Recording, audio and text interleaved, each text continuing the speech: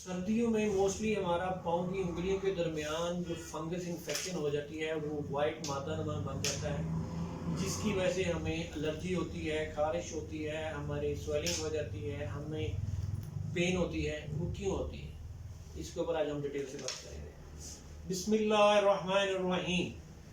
शुरू करते हैं अल्लाह के पाक नाम से जो नहायत रहम करने वाला है।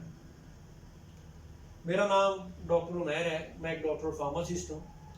मेरे बहन भाइयों, उम्मीद करता हूँ आप जहाँ पे भी होंगे खैरियत से होंगे। आज हम जिस टॉपिक पे बात करेंगे कि सर्दियों में मोस्टली हमारे पाँव की जो फिंगर हैं उनके दरमियान फंगस इन्फेक्शन, जिसको हम टिनिपीडिया बोलते हैं, जो फंगस इन्फेक्शन होती है वो क्यों होती है, उसकी क्या वजह है, उसको हम किस तरह बेहतर कर सकते हैं और उसकी कौन सी ऐसी प्रिवेंशन है जिससे हम इसको फर्दर बचने से हम उसकी हेल्प आउट कर सकते हैं। इसके ऊपर आज हम डिटेल से बात करेंगे। बेसिकली सबसे पहले जो ये देखते हैं कि फंगस इन्फेक्शन ये होती क्यों है, इसकी वजह क्या होती है।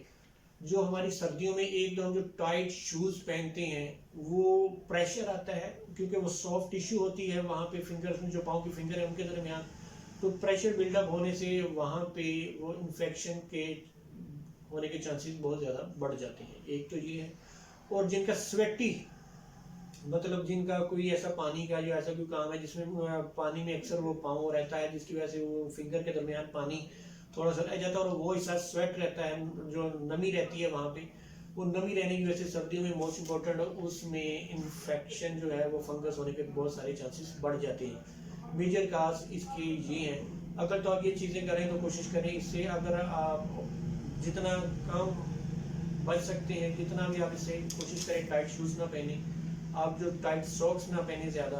और इसके अलावा जो है पानी, अगर पानी में काम करते भी हैं तो उसके बाद आप इसको नॉर्मल जो सॉफ्ट कपड़ा है उसके बाद आप फिंगर्स को अच्छी तरह साफ कर लिया करें कि इसमें नमी ज़्यादा ना रहे, जिसकी वजह से ये मसला काज होता है तो वो कम से कम हो।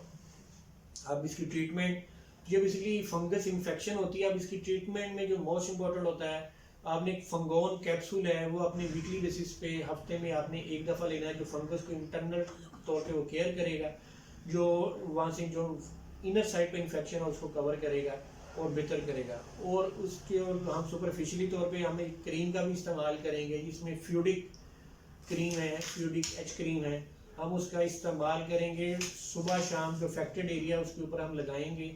और कोशिश करें कि इसको ज़्यादा आपने रब नहीं करना, जिससे अगर खुदा न खास्ता अगर ऐसा मसला हो जाता है, जितनी आप शिद्दत से, क्योंकि एलर्जी होती है, खारिश होती है, तो हम बहुत ज़्यादा उसको रब करते हैं जिससे वो इन्फेक्शन बढ़ने के चांसेस ज़्यादा हो जाती हैं। आपने रब नहीं करना इसको, क्योंकि वो इन्फेक्शन ज़्यादा ना बढ़े। आपने इसको जेंटली तौर पे आपने इस क्रीम का सुबह शाम इस्तेमाल करना है। इंशाल्लाह आपको इससे काफ़ी हद तक 2-4 दिन में ही आपको ये मसला रिजॉल्व हो जाएगा। और जो आपने इसको नेक्स्ट बचाने के लिए, जो आपको मैंने पहले भी एहतियात बताई है कि आपने नमी वाली जो ऐसे भी कुछ चीज़ काम करते हैं तो आपने इसको अवॉइड करना है।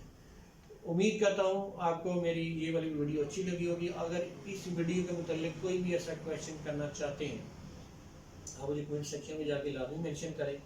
आने वाले इन्फॉर्मेटिव वीडियो तक आपसे इजाज़त चाहूँगा। अल्लाह हाफिज़।